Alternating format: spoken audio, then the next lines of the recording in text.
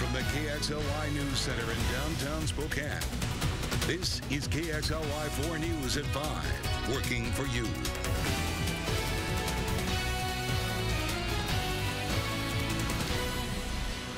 Good evening and thanks for joining us. I'm Casey Lund. The count is in. The city of Spokane says a contractor removed close to 100 trees below High Drive on the South Hill, all to gain access to the future site of a junior golf course. The removal sparked outrage among neighbors, hikers, and city officials. KXLY4's Annie Bishop working for you tonight, trying to clarify all that confusion there, Annie. A lot of confusion indeed. An attorney for the contractor says his client had all the proper permits and permission to remove those trees.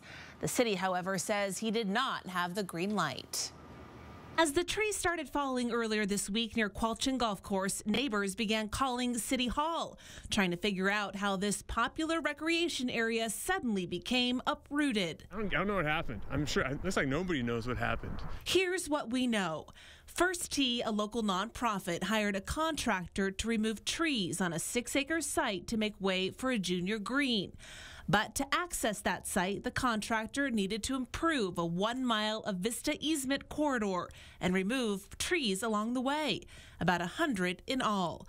An attorney for the contractor says his client did everything right. He got permission from a Vista to go on the right-of-way that they pointed out was the route that he needed to take in order to get into the project. He got a permit from the city. He assumed that the permit was coordinated by everybody internally in the city to allow him to do what he was doing. They knew he was going to be building a roadway to get the trees out on their project. Bob Dunn says his client has the paper trail to prove he had permission, including a letter from a Vista giving him the okay to work on the corridor.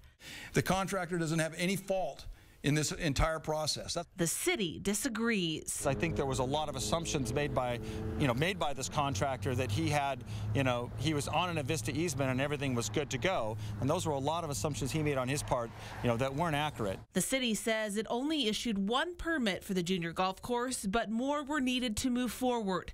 The project had yet to even be approved by the Parks Board. He had no permit for tree removal. He had no permit for road building along this 1 mile corridor. Nothing. And clearly a disagreement on who's at fault here. Right now, the city trying to assess the damage. Now, we reached out to Avista and First Tee. No response from them as of news time.